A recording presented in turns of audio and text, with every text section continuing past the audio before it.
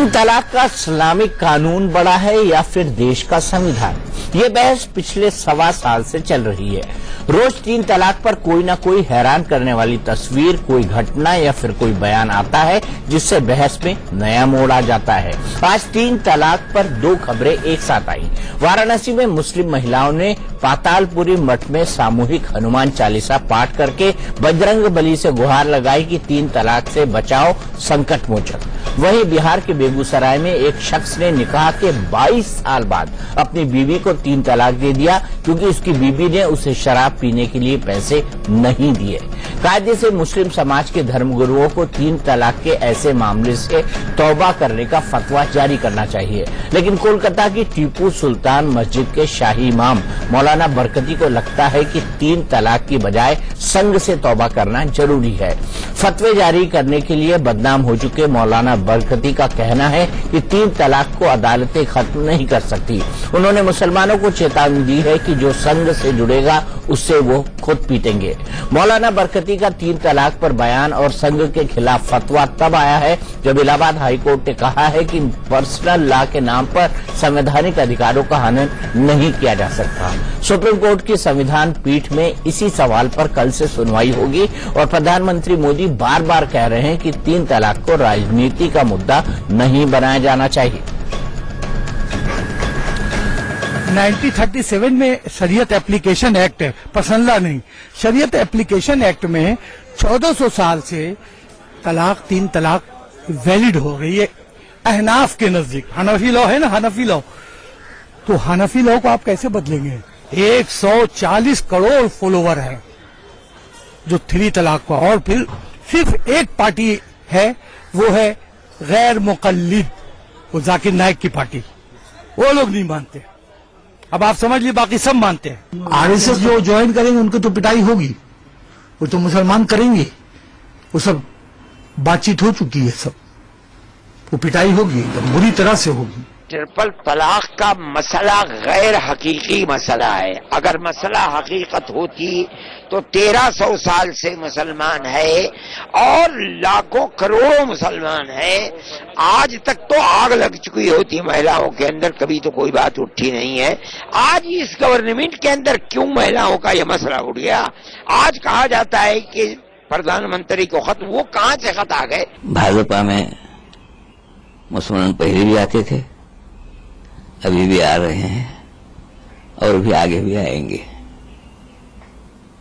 सिकंदर बख्त भाजपा के वरिष्ठ नेता थे, इसलिए भाजपा में जाने से इस्लाम समाप्त होता है ऐसा मैं नहीं मानता। कोई अधिकार नहीं है ये पश्चिम बंगाल में कौन भारतीय जनता पार्टी में ज्वाइन करे, कोई दूसरा कोई पार्टी में ज्वाइन करे, उनका क्या लेना देना है। तो उन्होंने जो है चीफ स्पोक्स पर्सन है ममता बनर्जी का, ये ममता बनर्जी बोल रहे हैं उनका माध्यम में। तो ये जो बरकती साहब है, ये एक एंटी सोशल एलिमेंट है, एंटी क्रिमिनल एलिमेंट है, जो भारतीय मुस्लिम को इंसाइट कर रहे हैं एक पार्टी का विरोध में। क्या इमाम बरकती का बयान भड़काने वाला नहीं है और क्यों ना उनके खिलाफ कार्रवाई हो? इसी पर बहस करने के लिए हमारे साथ तमाम खास मेहमान जुड़ गए हैं। हमारे साथ बीजेपी के नेता प्रेम शुक्ला हैं, हमारे साथ खुद मौलाना इमाम बरकती साहब हैं, यासूफ अब्बास साहब हैं जो कि मेंबर हैं शिया पर्सनल लॉ बोर्ड के, सैयद यासिर अली जिलानी हैं जो कि कन्वीनर हैं मुस्लिम राष्ट्रीय मंच के, ये आरएसएस का ऑर्गेनाइजेशन है, और बाकायदा सैयद यासिर अली जिलानी, यासिर जिनको मैं कहूंगा, वो इससे जुड़े हैं, और मौलाना अंसार रजा गरीब नवाज फाउंडेशन के हमारे साथ अक्सर देखे जाते हैं। मौलाना बरकती, मेरा सबसे पहला सवाल, मैंने सुना है गाड़ी पे लाल बत्ती लगा के चलते हैं?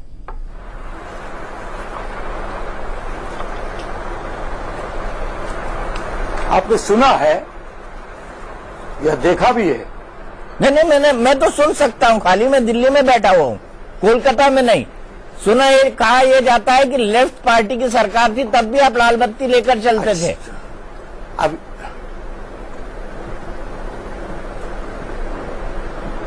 तब भी नहीं, जब ब्रिटिश सरकार थी तब भी लेकर चलते थे।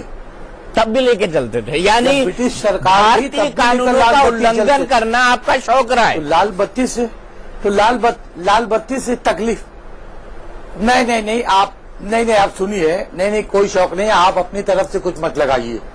आप बहुत भारतीय हैं तो हम भी भारतीय हैं, कोई उल्लंघन नहीं है। नहीं मैं आपके भारतीय होने पर कोई शक नहीं कर रहा हूँ, कानूनी हक लेकिन है मैं कह हमारा। रहा हूँ कि आप ऐसे और भारतीय हम हैं वो जो आपसे कानूनों नहीं। के उल्लंघन पर विश्वास रखते हैं। आप शक भी नहीं कर सकेंगे, आपकी आपको अच्छा माशाअल्लाह। और आप लोग अपने बारे में बताइए। क्या बताऊं अपने बारे में? भाई खुला आप अपने खेल बारे में फर्रुखाबादी बताइए ना है। कि आप कैसे हैं, खुला खेल फर्रुखाबादी है। बताइए अपने बारे में बताइए कुछ।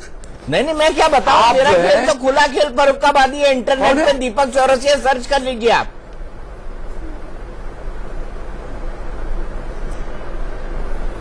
तो मैं तो भी बोल रहा हूँ, मेरा भी देख लीजिए इंटरनेट में। नहीं ये सर्च करने के बाद तो मैं बता रहा हूँ। अभी जो वो बूढ़ा बोला जमीर फरोश कि ये इनका क्रिमिनल मेरा क्रिमिनल एक्टिविटीज क्या है, जरा उस बुढ़े से पूछिए कि वो इस तरह से क्यों बोल रहा है। भाई चौरसिया साहब, आप हमको नहीं, हम तो फ्रीडम फाइटर हैं और हमारा पूरा यहाँ खानदान 200-250 साल से है। हम बिकने वाले नहीं हैं, अब बिकेंगे भी नहीं। आप बताइए, जिनके होकर आप बोल रहे हैं समाधान की बात, तो उन लोगों ने क्या किया गुजरात में? क्या हुआ वो समाधान? चलिए मैं वो जो आपका थोड़ा सा ब्रिटिश इंट्रोडक्शन दे दूं। खानदान बरकती साहब मैं थोड़ा सा इंट्रोडक्शन दे दूं, उसके बाद 3 तलाक पर आता हूँ। एक मिनट मैं थोड़ा सा इंट्रोडक्शन दे दूं आपका, थोड़ा सा इंट्रोडक्शन। नहीं, मैं कौन है मौलाना बरकती? सुन लीजिए आप, कौन है मौलाना बरकती? दे दूं। मैं आपको थोड़ा सा इंट्रोडक्शन दे देता हूँ। कौन है मौलाना बरकती? टीपू सुल्तान मस्जिद के शाही इमाम है और टीएमसी पार्टी के मुख्य संरक्षक। आप क्या आप बिल्कुल। टीएमसी पार्टी के मुख्य संरक्षक हैं? आप कौन है? आप तो आरएसएस के हैं। नहीं मैं बिल्कुल आप सुनिए, मेरी मैं बात स्वतंत्र सुनिए। पत्रकार आप हूँ। मोदी के हैं, आरएसएस के। आप जो कहना है ना? चाहें कहें, मेरे दर्शक सब जानते हैं। नहीं आप आरएसएस हैं, हमको खूब मालूम है सारा। आप भी जो कहना चाहे मेरे बारे में कह दे। आप सबों को मुसलमानों ने पहचान लिया, पूरे दुनिया के मुसलमानों। किस तरह से आप बिके हैं आप लोग, ये पूरी दुनिया पहचान ली है। चलिए किस तरह से ईवीएम के मेरे जरिए- साथ यासिर हैं, यासिर आरएसएस से जुड़े हुए हैं। मेरा मौलाना बरकती साहब, बरकती साहब शादी कर रहे हैं। बड़े माजिर जो है वो आरएसएस से जुड़े हुए हैं। आपसे वो यासिर मेरी बात सुनिए। नहीं, मैं माजरत के साथ आपसे सवाल करना चाहता हूँ। पहले आप ये बताइए, आप शाही इमाम कैसे हो गए? एक मस्जिद के इमाम शाही इमाम कैसे हो गए? पहले इसका जवाब आप दें, फिर मैं संविधान की बात करूंगा जिसको आप मानते नहीं हैं। आप ब्रिटिश को भी नहीं मानते, कानून को भी नहीं मानते। फिर मैं आपसे इस्लाम के बारे में बात करना चाहूंगा। आप प्लीज मौलाना बरकती, अरे भाई, आप शाही इमाम हैं, आपके मुंह से गाली गलौज वाले शब्द शोभा नहीं देते हैं। मैं आपको साफ कर दूं कि कृपया ऐसे शब्दों का इस्तेमाल न करें शाही नहीं, जो राष्ट्रीय इमाम है। नहीं मेरी कह बात सकते। सुनिए, मैं तो गाली दे रहा हूँ। नहीं, और आप तो मुसलमानों को हिंदुस्तान में कत्ल कर रहे हैं। आप तो मुसलमानों को कत्ल कर रहे हैं। आप जैसे लोग हिंदुस्तान के मुसलमानों को हाशिए पे लाने का काम किया है। मौलाना बरकती साहब, अब भी वक्त है, आप संभलिए। अरे भाई सुन, नहीं, मैं सुन रहा हूँ, बहुत माजरत के साथ आपसे बात कर रहा हूँ। आप तमीज ना खोए, इस्लाम को समझने की कोशिश करें। इस्लाम इत्तेहाद, इखलाक, भाईचारा का नाम है। आप जैसे बदतमीज आदमी का नाम इस्लाम नहीं हो सकता। बात करें, शाही इमाम से तमीज से बात करें। नहीं, आप भी तमीज से बात करें। अरे भाई तुम सब कुत्ते हो। नहीं, तो आप भी आप तो उससे बड़े कुत्ते हैं। ना मोदी के बाद मैं आप दोनों से रिक्वेस्ट करता हूँ कि इस मैसेज का इस्तेमाल ना हो। आप देखिए दीपक भाई, पहले इन्होंने शुरुआत करी, हिंदुस्तान कहाँ जा रहा है? आज दुनिया में हिंदुस्तान का डंका बज रहा है और ये एक नेता की चमचागिरी कर रहे हैं। ये इस्लाम को किस तरफ लेके जाना चाहते हैं, इनसे ये पूछिए। वो कहता क्रिमिनल है, तेरे बाप के क्रिमिनल है बे कमबख्त। इस्लाम को इस्लाम आप बताइएगा, नहीं तो आप ये नहीं बताएंगे इस्लाम का तरीका ये नहीं है। इस्लाम के सहाबा ने, इस्लाम के खलीफा ने, इस्लाम में हुजूर सल्लल्लाहु अलैहि वसल्लम ने इस तरह की बात नहीं कही है कभी। इस तरह की बात नहीं कही है। आप पीटने की बात करते हैं, आप नए पाकिस्तान की बात करते हैं। आप किस तरह आप हिंदुस्तान के संविधान को नहीं मानते? तुम लोगों को हम एकदम 500 इधर इस आप बेफिक्र रहिए मौलाना साहब, मैं बंगाल आ रहा हूँ, आप मुझे धमकी ना दे। बंगाल में आपके खिलाफ आगे हम लोग काम करेंगे, ये आप ध्यान रखिएगा। ये आपको आप जनाब करके आपको इज्जत के साथ बात कर रहा हूँ, आप बड़े हैं, लेकिन आप बिल्कुल आप जो शो कर रहे हैं उससे इस्लाम को आप नीचे ले जाने का काम कर रहे हैं। हुआ मुसलमान है, ये मुसलमान तबाह बर्बाद कर रहा है। इमाम साहब थोड़ा साथ भी ले लीजिए, थोड़ा सा एक गिलास पानी पिलाइए इनको। इमाम साहब को ब्लड प्रेशर हाई हो रहा है इनका। आप बताइए मस्जिद में उनके बगल में कोई हो उनको पानी पिलाए। थोड़ा सा हमें लेके आइए। मौलाना अंसार रजा साहब जिस भाषा का इमाम साहब उपयोग कर रहे हैं, क्या अरे इस तरह के जाहिर आदमी को इमाम किसने बनाया? अब मैं बोलना चाह रहा हूँ, मैं उनसे मौलाना साहब से गुजारिश करूंगा। अरे भाई अब सुन लीजिए हजरत प्लीज हजरत। मौलाना साहब कह रहा हूँ इस जाहिल को, आपकी इमामत को भी सवाल में खड़ा करना पड़ेगा भैया। हजरत ये जाहिल को आप इमाम मान रहे हैं? अरे मौलाना सुन तो लीजिए। जाहिल इमाम है। अबे इमाम मौलाना अंसार रजा बादब बाबुल्ला ईसा, आपसे सवाल है, इस तरह के टीवी पे गालियां देने वाला जाहिल के अभी तो मैं कुछ बोला ही नहीं। इसको इमामत की परमिशन है क्या? ये भी अब मेरी बात सुनिए। मौलाना साहब आपसे सवाल है मेरा, मैं जवाब देता हूँ। अंसार रजा साहब बताओ, इनको इमामत का अधिकार है क्या? मैं जवाब देता हूँ, मैं जवाब देता हूँ। अब इनकी आवाज थोड़ा सा स्लो कर। इंसान मंजर, अबे ये बता कौन करेगा इमामत? हाँ सही है, हाँ चल ठीक भाई तू कर चलो ले। ठीक है, आपके पास आऊंगा। मौलाना अंसार रजा का जवाब सुन लेते अब हैं। सुन लीजिए देखिए जिस तरह की लैंग्वेज ये इस्तेमाल कर रहे हैं, कतई इस्लाम इस चीज की इजाजत नहीं देता। खामोश क्रिमिनल बोलता है इमाम को, बेईमान क्रिमिनल अरे तू क्रिमिनल तुझसे बड़ा तो डाकू कोई नहीं है कलकत्ते में बे।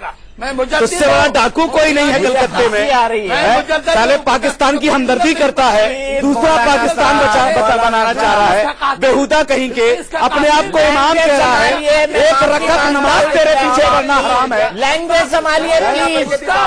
एक रकत तेरे पीछे पढ़ना हराम है, तू इमाम अपने आप को कह रहा है। तू इतना बड़ा शरीफ है, एक औरत की उंगली पे नाच रहा, शर्म नहीं आ रही है तुझे? और तू इमाम अपने आप को कह रहा है। न शक्ल से मुसलमान लगता है, न जबान से मुसलमान लगता है, न लिबास से मुसलमान लगता है, न बातचीत से मुसलमान लगता है, और तू शाही इमाम अपने आप को कहला रहा है। बेईमान कहीं का तुम लोगों से संविधान अबे तुम नाच रहे हो औरत की उंगली पे, तुम नाच रहे हो औरत की उंगली पे, करेगा तुम नाच रहे हो औरत की उंगली पे। मुसलमान किस तरह की बयानबाजी तुम कर रहे हो? मारकाट की समझते हैं। अबे आरएसएस से कौन जुड़ रहा है, बीजेपी से कौन जुड़ रहा है? करने हराम है क्या? बेईमान कहीं का बेहद बेईमान मांग रहा तू आज तू खाता है। बेईमान कहीं मुल्क का के सत्तार हो तुम। यहाँ लाया मुल्लाओं को, जमीन फरोश मुल्लाओं को, और ये हम भी अबे यहाँ आके देख, यहाँ सब देखा हुआ है हमारा। ब्याज कौन खाता नहीं, सब कुछ देखा हुआ है, अपने खाता ब्याज सब कुछ देखा हुआ है हमारा। शाही इमाम, हमें शाही इमाम खोरी की औकात नहीं है तेरी कलकत्ते में। तू शाही इमाम कह रहा अपने आप को। तू इस मुल्क को बांटने की बात करता है। तेरे जैसे 1 लाख इमाम पैदा हो जाए तो भारत के टुकड़े नहीं होने दिए जाएंगे। 1 लाख इमाम तेरे जैसे पैदा हो जाए तो भारत को नहीं बंटने दिया जाएगा। लाख जमीन फरोख्त। और मैं भारत सरकार से कहूंगा कि इस मरदूद के खिलाफ देशद्रोह का मुकदमा कायम करके इसको जेल में डाला जाए। ये मुल्क बंटवा देगा। ये एक औरत की उंगली पे मौलाना बरकती अब मौलाना बरकती अब मौलाना बरकती सुनिए मेरी बात सुनिए। नॉन स्टॉप मत बोलिए, दूसरे लोग भी बोलने के लिए। प्रेम शुक्ला जी, मैं तो सिर्फ लैंग्वेज पर बात कर रहा हूँ। क्या ये लैंग्वेज मैं तुम्हारी तरफ शाही मानूंगी और ईश्वर कह दूं? एक मिनट, प्रेम शुक्ला जी, इसको इतना मारो कि ये भाग जाए। तू आ मेरे पास में। यार प्रेम शुक्ला जी, आपकी सरकार कर क्या रही है? आपकी सरकार कर क्या रही है? इसके खिलाफ देशद्रोह का मुकदमा करके इसको जेल में क्यों नहीं डाला जाता? क्या समझौता किया आपने इसके ताल्लुक से मायावती से? क्या समझौता किया आप लोगों ने? जितना जहर उगलने के बाद ये टीवी चैनलों पे बोल रहा है। तू तेरी जबान है, तू खबरदार नहीं बैठेगा, वरना तुझको बहुत मारूंगा। कुत्ता है तू, कुत्ता कुत्ता कुत्ता कुत्ता कुत्ता। आरएसएस का कुत्ता। बरकती साहब, हाथ जोड़ता हूँ, इस लैंग्वेज का इस्तेमाल कितना बड़ा न हरकती है करें। तू? हाथ जोड़ता हूँ, आप कितना बड़ा हरकती लैंग्वेज है का तू? इस्तेमाल न करें। सुनिए, आप किसी अबे इमाम जबान के की तेरी मुंह से गंदी ये है। लैंग्वेज तू शोभा क्या बोल रही नहीं है? है। आपको कह रहा हूँ कि किसी सियासत भी मत इमाम कीजिए के मेरे मुंह साथ। से ये लैंग्वेज हमारे शोभा नहीं है। पैगंबर ने कहा है कि किसी का दिल तोड़ने वाली बात मत करो। हमारे पैगंबर ने कहा। आप सोचिए, मैं अबे तुमने पैगंबर ने कहा कि मार दीजिए, मुसलमान को कत्ल कर दिए, ये समझा रहा पैगंबर का। पैगंबर को मारा गया नहीं क्या बोलता। आप इस्लाम की होली शैतान बेटे बहन नहीं चोद, जानते? जाहिल जंग है। नहीं होता था 1400 साल पहले इस्लाम के अंदर ही, इस्लाम के लोगों के बीच में जब इस्लाम की शुरुआत हुई सब थी। जानता आप है। किस तरह की बात ये आप डिबेट को किताब कहाँ लेके जा रहे हैं? ये किताब देख, आप किताब, ये किताब देख, ये देखिए, ये ये किताब लेके आए, आपके किताब पूरा- है, आपका पूरा ये शिक्षा किताब लेके आए देख, हैं। ये किताब आप देख, जो ये हरकत किताब कर रहे देख, हैं बेईमान, बंगाल के अंदर, ये सारी किताब सारी देख, हकीकत उसमें है। इसमें लिखा और आप हुआ है हिंदुस्तान को तोड़ना कि चाहते 3 हैं, तलाक हिंदुस्तान को, टूटेगा नहीं। 3 तलाक आप है, ये ये समझ किताब लें, देख, आपको तुम्हारा इस्लाम नहीं चलेगा। तलाक के बारे में हम जिस तुम्हारा इस्लाम को, के बारे में तुम आपने हिंदुस्तान फतवा जारी को किया है, मोदी उसको हिंदुस्तान आप- को तोड़ रहा है। अरे आप तू बिल्कुल खुलता है, बताएं। तुझसे क्या बात करे बे? नहीं, आप बिल्कुल बात नहीं करते सही से। और अच्छा आप इतना नाराज हैं, थोड़ा पानी पीजिए, पानी पीने के बाद जवाब दीजिए आप। बोलो ना, गुजरात के बेवाओं का, गुजरात की बेवाओं का क्या होगा? हाय हाय हाय हाय हाय, अरे आप पीजिए, हमको लौंगे वाले अरे आप किस तरफ जा रहे हैं? कहाँ हिंदुस्तान को लेके जा रहे हैं? लग रहा है। आप बताइए, आप इस्लाम की क्या व्याख्या कर रहे हैं? आप बैठ के ठिकाने पे नहीं है इसका दिमाग। आप किस तरह की बात कर रहे हैं? कुत्ता है, उसकी हैसियत कुछ नहीं है। नहीं, गरीब इमाम साहब, नवाज के नहीं, नाम इमाम पर इस साहब, पर लानत आप बरस जो रही है। भाषा इस्तेमाल इस पर कर गरीब रहे नवाज के नाम हैं, पर लानत बरस रही है। मैं बहुत अफसोस जाहिर करता हूं और इस भाषा को कंडेम करता हूं। किसी भी नेशनल न्यूज चैनल में ऐसी भाषा का इस्तेमाल नहीं होना चाहिए। मैं आपको आगाह कर रहा हूं, वरना मुझे आपको डिबेट से हटाना पड़ेगा। हटाना नहीं पड़ेगा। अगर आप इसको नहीं हटाएंगे तो हम उड़ जाएंगे। हमको मत सिखाओ इमाम साहब, मैं फिर बोल रहा हूं आपको, मुझे आपको डिबेट से हटाना पड़ेगा। आप इसको नहीं हटाएंगे तो हम हट जाएंगे। दीपक जी, बहुत सा भाग जाता है, भाग जा अंसार मंजर, खबरदार, मैं हट जाऊंगा तुमसे पहले। तुम हट जाना। दलीलों से मैं पहले तेरी शक्ल भी नहीं देखना चाह रहा। से बात नहीं करूंगा जो आरएसएस के कुत्ते हैं। वो अंसार आरएसएस का कुत्ता है बे, कुत्ता। अबे कुत्ता, तेरी शक्ल मैं नहीं देखना चाहता। कातिल जालिम मौलाना साहब, इमाम साहब, मुझे ऐसे में आपको रोकना पड़ेगा, आपके कनेक्शन को काटना पड़ेगा। मैं आपको चेतावनी दे रहा हूं, आपकी ऐसी भाषा का इस्तेमाल न करें, आपके मुंह से शोभा नहीं देती है। ये किताब देखो, और ये अंसार जाहिल है ये, जो काफिरों का साथ दे रहा है। नहीं, देखिए, आप बिल्कुल गलत। एक मिनट काफिर पूछिए कौन है? एक मिनट रुक तो जाओ भाई। वो नहीं हटा सकता। आप मुझे ये बताइए, ममता बनर्जी को क्या मानते हैं आप? सच बोल। अच्छा, सच बोल। हक बोल, एक तो हक बोल। जो बात आप कह रहे हैं हम मानने को तैयार है। एक तो हक अरे बोल। बरकती साहब, सुनो तो। ममता मानती है, मेरे चौखट पर आती है। आप ये मेरी बताइए। चौखट पर आती है बे। अच्छा मेरी ठीक चौखट पे। है, आप उनको क्या मानते हैं? काफिर या मुसलमान सुनेंगे है? क्या? हम आरएसएस का क्या सुने? अरे आरएसएस का क्या सुने? अरे ममता बनर्जी को उसको क्या मत मानते हो? सुने। काफिर या मुसलमान? अरे उसके बारे में छोड़ो ना। अरे क्यों उसका छोड़ो? बात मत करो। क्यों? वो उसको हाँ, ममता को क्या मानते हैं आप? काफिर या आप क्या मुसलमान? आप क्या मानते हैं? आप बताइए। हम काफिर या मुसलमान? हम क्यों आप बताएं? बताइए। हम उसके ममता तलवे चाटने RSS नहीं जाते। आप ममता बताइए। आरएसएस नहीं है ममता। हम क्या बता रहे हैं? आरएसएस नहीं है ममता। क्या है? आरएसएस नहीं है ममता। क्या है? आरएसएस नहीं है। क्या है फिर वो? बस, तुम लोग सब आरएसएस के कुत्ते हो।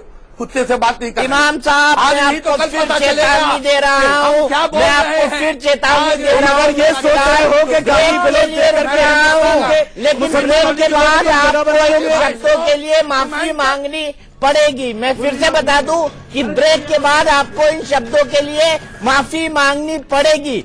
तो इमाम बरकती, मुझे बताइए कि क्या संघ और बीजेपी का विरोध करना ही सेक्युलर होने की निशानी है?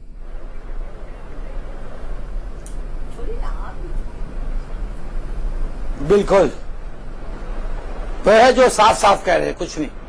जो बैठा है यहां वो सब कुत्ता है, कुत्तों से हम बात नहीं करेंगे। ये पूरा चैनल कुत्ते का है।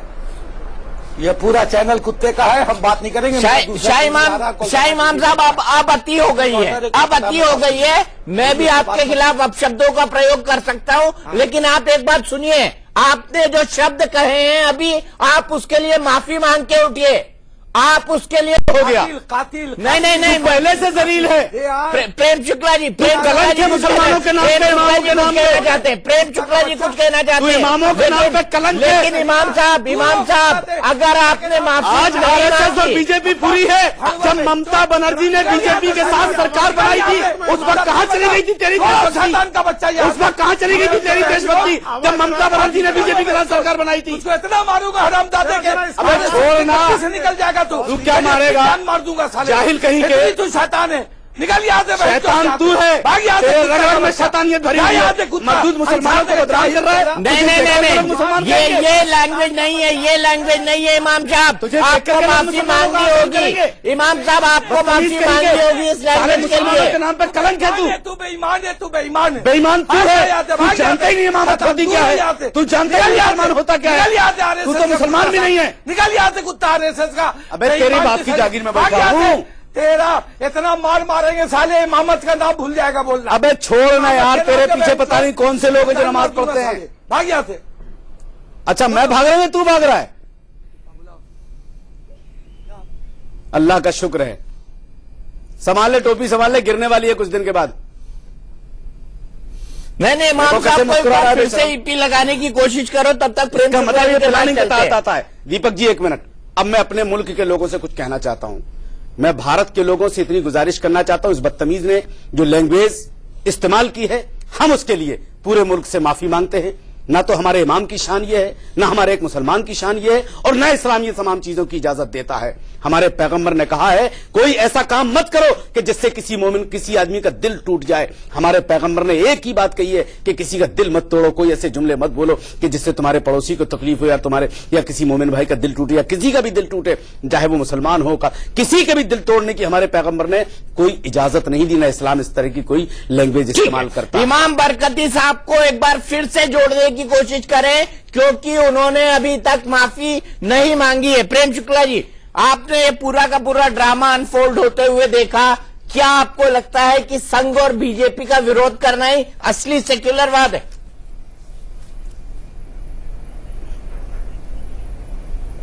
सबसे पहले मैं ये जो इमाम बरकती जो अभी उठे हैं और जो हरकत करके उठे हैं, दीपक चौरसिया जी, एक जॉर्ज बर्नार्ड शॉ की बहुत पुरानी उक्ति है।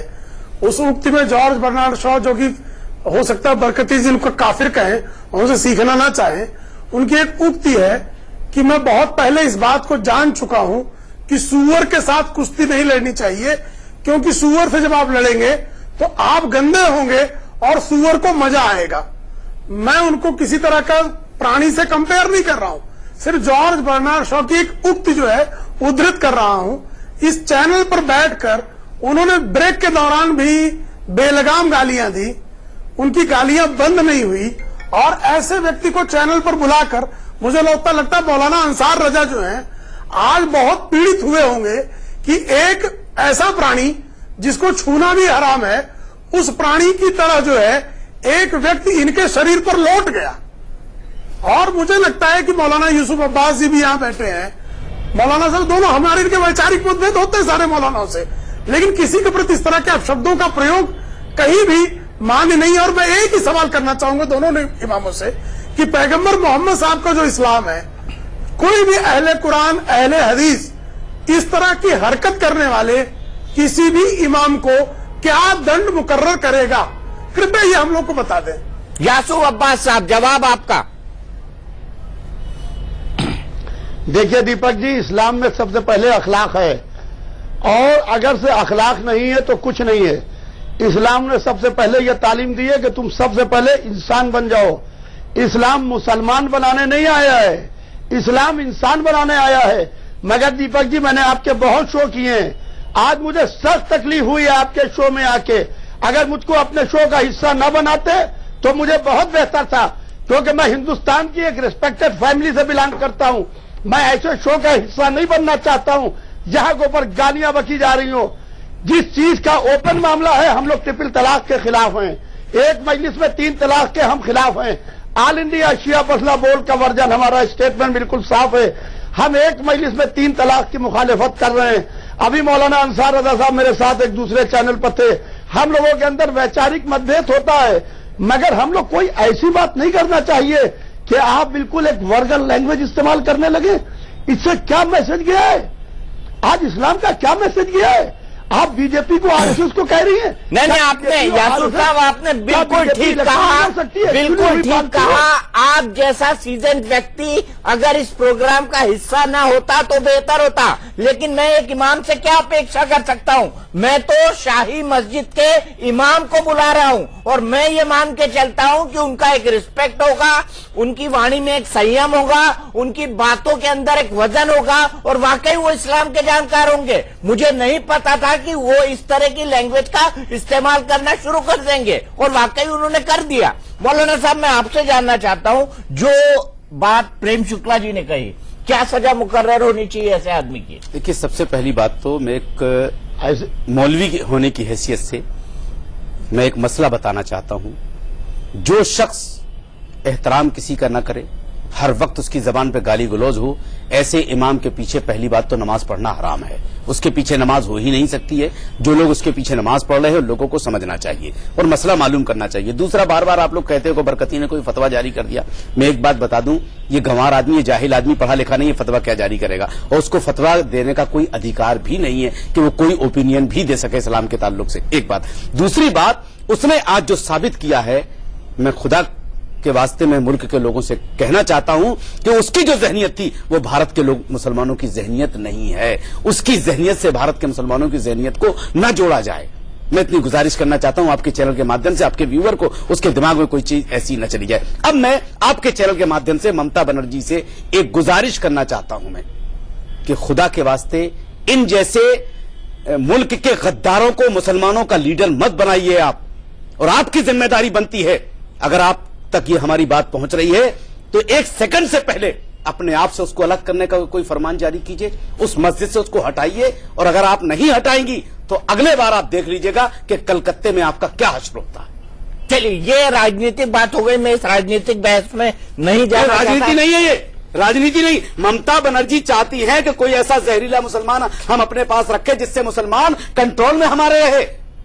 आप मेरा सिर्फ ये मानना है कि इसमें बैठक करके मौलाना बरकती को बाकायदा इमामत के पद से हटाया जाए। बिल्कुल हटाया जाए। की मीटिंग बुलाइए, आपकी ऑल इंडिया इमाम संगठन है, बिल्कुल हम बुलाते हैं, मीटिंग बुला के उसको हटाइए वहां से। बिल्कुल हम बुलाते हैं और हम इंशाल्लाह 3-4 दिन के अंदर अंदर इसी चैनल पे आकर के उसके खिलाफ हम फतवा ला करके दिखाएंगे और मोतबर संगठन से फतवा जारी किया जाएगा कि उसके खिलाफ क्या होना, कानूनी कार्रवाई होनी चाहिए। मुझे लगता है, देखिए, इनका सोशल बाइकाट करना चाहिए। जिस तरह से समाज के अंदर एक तरह से उन्होंने फूट डालने की कोशिश करी है और बार बार ये कहते हैं कि संघ और भाजपा से जुड़े हुए मुसलमानों को वो पीटेंगे, तो वो बिल्कुल उनका कहीं ना कहीं दिमागी तवाज़ुन जो है, जो उनका संतुलन, दिमागी संतुलन है, वो कहीं ना कहीं सही जगह पे नहीं है। वो इतना बौखलाए हुए हैं क्योंकि उन्हें लगता है कि अब जो कॉमन मुसलमान है, युवा मुसलमान है, वो उनके खिलाफ है। और जिस तरह से मानिए हमारे प्रेम शुक्ला जी ने कहा कि जिस तरह के अल्फाज यूज किए वो बिल्कुल उनके लिए दुरुस्त, उनके लिए बैठता है, क्योंकि अब मुसलमान कलकत्ता के अंदर वहां भी इनके खिलाफ है। हम लोगों ने अभी पीछे भी मेरा जाना हुआ था कलकत्ता में, इनके आसपास के लोग, आप यकीन करें दीपक जी, की बिल्कुल खिलाफ है। इनकी उलूल जुलूल हरकतों, इन्होंने ही कहा था ओसामा जैसे आतंकवादी के लिए इन्होंने वहां पे दुआ कराई थी। उस वक्त से उनके मुसलमानों के बीच में एक चिंगारी फैल रही है और हर वो काम ये करते हैं जो संविधान के खिलाफ है। ये बर्दाश्त नहीं किया जाएगा हिंदुस्तान के अंदर। और हम लोग तो इनके खिलाफ लोगों को एजुकेट करके इकट्ठा करने की कोशिश कर रहे हैं कि वो खुद हाशिए पे चले जाए और वो हाशिए पे जाएंगे। आज हमको एक अलग तस्वीर देखने को मिली। आज हमको देखने को मिला कि बनारस के एक मंदिर के अंदर मुस्लिम बहनें जो हैं वो हनुमान चालीसा पढ़ रही हैं कि संकट मोचक हनुमान आइए हमें बचाइए 3 तलाक के इस फंदे से। ये क्या है? ये सब ड्रामा है, ये सब उसको छोड़ दीजिए। वो हम उस चीज से नहीं मानते। 3 तलाक का मुद्दा माननीय सुप्रीम कोर्ट में है, कल से बाकायदा तौर पर सुनवाई होने वाली है। जो माननीय कोर्ट का फैसला आएगा उसे हम तस्लीम करेंगे। और जहां तक सवाल वहां जाने का, यहाँ कहां जाने का है। हमारे देश के प्रधानमंत्री ने अभी पिछले हफ्ते कर्नाटक में जो बयान दिया है, हमें उस पर भी गौर करना चाहिए। और प्राइम मिनिस्टर ने जो चुनाव से पहले महोबा में बयान दिया था, उस पर भी हमको गौर करना चाहिए। जहां तक 3 तलाक का मसला है, फैसला जो भी कोर्ट का आएगा वो सर आंखों पर हिंदुस्तान का हर मुसलमान उसे तस्लीम करेगा। मैं बरकती जैसे लोगों की बात नहीं करता। जो हिंदुस्तान का सच्चा मुसलमान है वो माननीय सुप्रीम कोर्ट की बात को तस्लीम करेगा। लेकिन ट्रिपल तलाक जैसा मेरा सिर्फ ये कहना है कि देखिए कुरान में कहीं भी नहीं, इस चीज को हम क्यों नहीं मानने को तैयार है? नहीं, मौलाना साहब देखिए, हम क्यों नहीं मानने को तैयार हैं कि आप कहीं भी एक देखिए, आप ना मानिए, तलाक के अंदर, सूरह बकरा के अंदर, आप तो मौलवी हैं, आप जानकार हैं, आप बताएं कि कहीं भी अब वो बहस हम किसी आलिम से करेंगे। नहीं, आपको मेरा जवाब देना होगा। मैं जवाब आपको दे रहा हूं। फिर कुरान में लिखा है अकीमुस सलात, नमाज कायम करो। आप बताइए कैसे पढ़ेंगे नमाज? नहीं, नमाज की बात है, ट्रिपल तलाक की बात हो रही है। उसी कुरान की बात करें, उसी कुरान में तलाक का जिक्र किया है ना, उसी तलाक इसी ने कह रहा हूं। मैं दोनों को रोकूंगा। मैं प्रेम शुक्ला जी के पास चलता हूं, क्योंकि प्रेम शुक्ला जी ने जी भी जितनी पढ़ाई लिखाई करते हैं शायद ही कोई करता हो, और शायद ही इस्लाम के बारे में भी उनको बड़ा अच्छा ज्ञान है। सवाल ये उठता है प्रेम शुक्ला जी कि जो बात यासिर कह रहे हैं कि कुरान में कहां लिखा हुआ है ट्रिपल तलाक एग्जिस्ट करता है, आपके हिसाब से क्या लिखा हुआ है कुरान के अंदर? ये प्रेम शुक्ला जी से थोड़ी हम कुरान समझेंगे भाई। नहीं, कुरान शरीफ बहुत साफ तौर पर कहती है तीन नहीं भाई साहब, आप बिल्कुल ना समझिए, आप बरकती समझ सकते हैं, मुझे कोई आपत्ति नहीं है। आप बरकती से कुरान शरीफ समझ सकते हैं, उसको नहीं, उससे भी नहीं। मैं इस्लाम का विद्यार्थी हूँ, लेकिन आपको मेरी जो समझ है वो बोलने का मुझे अधिकार आप देंगे। आप बरकती की गालियां सुनेंगे, बरकती गालियां मौलाना साहब सुन लेंगे, मेरी भी बात थोड़ी सी सुन लेंगे तो कोई अपराध नहीं। हम दोनों को देखे कतई नहीं होगा। आप भी अछूते नहीं है। नहीं, इस्लाम सबसे आधुनिक, मुझे लगता है इस्लाम जो है सबसे आधुनिक मजहब है, सबसे 8वीं सदी में आया है। और कुरान शरीफ में 3 तलाक का जिक्र में तीनों तलाकों के बीच अच्छा खासा अंतर, उसकी विधि बताई गई है, उसमें निगोशिएशन, आर्बिट्रेशन की बातें रखी गई हैं। और यहाँ एक सांस में तलाक की बात है, जो पैगंबर मोहम्मद साहब स्वयं युद्ध में अपने परिवार की महिला सदस्यों को ले जाते हैं, जो उनकी इतनी चिंता करते हैं कि कोई भी जो है बेवा ना रहे, कोई भी अनाथ ना रहे, उनका इस्लाम ये कैसे सिखा सकता है कि आप जो है किसी महिला को उसके बच्चे पैदा करने के बाद उसको एक सांस में 3 तलाक कह के उसके सारे अधिकारों से उसको मरहूम कर दे? बहुत अच्छा। तो ये कहीं पर भी उनके जीवन में नहीं आया है। और इस्लाम में पैगंबर मोहम्मद साहब के जीवन को जो है उसको कॉपी करना सबसे बड़ा आदर्श है। बिल्कुल। लेकिन उस आदर्श को आप ना पालकर आप जो मुल्लाओं का इस्लाम लेकर आए हैं, नहीं, मुल्लाओं का बहुत सारे मुस्लिम देशों में भी एक ही इस्लाम हमारे यहाँ उसको अस्वीकार किया है, उसको लाकर आप जो नहीं है ना, मुल्लों का इस्लाम जो है शरीयत एक्ट जो बनाया गया, कृपा करके समझ लीजिए। डॉक्टर रफीक जकरिया ने जो बड़े विद्वान थे इस्लाम के, हम उनके जानने वाले भी थे, उनके यहाँ सीखने भी जाते थे। डॉक्टर रफीक जकरिया साहब ने स्पष्ट शब्दों में लिखा कि जो शरीयत एक्ट 1937 है जो लागू है, वो जो है मुल्ला महकाले इस्लाम है। महकाले ने कुछ मुल्ला लोगों को इस्लाम का ठेका दिया, उनसे शरीयत एक्ट लिखवाया, और उस शरीयत एक्ट को मानना ये पूरी तरह से जो अहले कुरान है वो तो बिल्कुल नहीं मानेंगे, और जो अहले हदीस है उसमें भी हदीसों में भी बहुत सारे भेद हैं, और उसमें से बहुत सारी जो लोगों के समता के अधिकारों को छीनते हैं, जो अंधविश्वासों को पूरा करते हैं, ऐसी चीजें शरीयत एक्ट में लाई गई और उनका दुरुपयोग किया गया। ये रफीक जकरिया कहना, मेरा कहना नहीं है। अब बोलूं मैं? हाँ, अंसार। देखिए, आपने जो बात रफीक जकरिया की है, उन्होंने क्या लिखा क्या नहीं लिखा हमें उससे मतलब नहीं। हम एक बात कहना चाहते हैं प्रेम शुक्ला जी कि अगर शरीयत को आप खाली कुरान से समझेंगे कभी समझ में नहीं आएगी आपको। इस्लाम को अगर खाली आप कुरान से समझेंगे कभी समझ में नहीं आएगा। आपको पहले कुरान समझना पड़ेगा। कुरान जो नहीं समझ में आए तो आपको प्रॉफिट की जिंदगी देखना पड़ेगी, उनके कौल देखना पड़ेंगे, उनका चलना फिरना खाना पीना देखना पड़ेगा, वही इस्लाम है। अब मैं एक बात कहना चाहता हूं, हमारे हिंदुस्तान में एक कानून है, एक मिनट, हमारे हिंदुस्तान में एक कानून है कि आप जब रोड पे चलेंगे तो आपको लेफ्ट साइड में चलना है, उधर से आने वाला राइट, उसका वो लेफ्ट कहलाएगा। अब एक आदमी अगर हिंदुस्तान के कानून के हिसाब से लेफ्ट ना चल के वो राइट जाए तो वो रॉन्ग जा रहा है। मानेंगे आप इस चीज को कि नहीं? वो रॉन्ग जा रहा है ना, अगर वो राइट साइड जा रहा है तो आप कानून को गलत कहेंगे या चलने वाले को गलत कहेंगे? किसको आप गलत मानेंगे? यासिर, नहीं, मुझे लगता है कि आपको इस वक्त जो है वो ट्रिपल तलाक पे हम कुरान के नजरिए से जानना चाहते हैं कि कहाँ पे जो माननीय प्रेम शुक्ला जी ने कहा है, किस आयत में किस रुकू में किस अपना सूरह तलाक हो गया, सूरह बकर हो गया, उसके अंदर ये जो कह रहे हैं कि मुल्ला का इस्लाम, वो मुल्ला का इस्लाम कैसे अब चलाने लगे आप लोग इस वक्त के बाद? अंसार साहब, मैं आपका रिएक्शन लूँ उससे पहले प्रेम शुक्ला जी, फिर आप कंक्लूड करेंगे। प्रेम शुक्ला जी, आप कुछ कहना चाह रहे हैं? पंडित नेहरू के जमाने में यूनिफॉर्म सिविल कोड लाने के लिए और कुछ जैसे कोडिफिकेशन हिंदू धर्म का हुआ, उसी तरह से कोडिफिकेशन जो है इस्लाम का करने के लिए एक जो है हुमायूं कबीर के नेतृत्व में कमेटी बनी थी और उस कमेटी की बहुत सारी चीजें जो है वो स्वीकार की जानी थी, तभी मुस्लिम पर्सनल लॉ बोर्ड का गठन हुआ। और 71 के बाद हम शरीयत को लेकर ज्यादा आग्रह करने लगे। प्री 71 हमारे देश के जो इस्लामिक विद्वान थे, उसमें हुमायूं कबीर बड़े विद्वान हुए, उसमें जो है हमारे हिदायतुल्लाह साहब मौजूद थे। इन सारे लोगों ने मिलकर किस तरह से हम शरीयत एक्ट का कोडिफिकेशन कर सकते हैं, इसकी बात रखें। वो कोडिफिकेशन के विरोध में मुस्लिम पर्सनल लॉ बोर्ड खड़ा हुआ और आज मुस्लिम पर्सनल लॉ बोर्ड जो है वो मुसलमानों की सबसे बड़ी शीर्ष ऑर्गेनाइजेशन के रूप में जिस तरह से प्रेजेंट किया जा रहा है, वो इस्लाम का मुल्लाकरण है।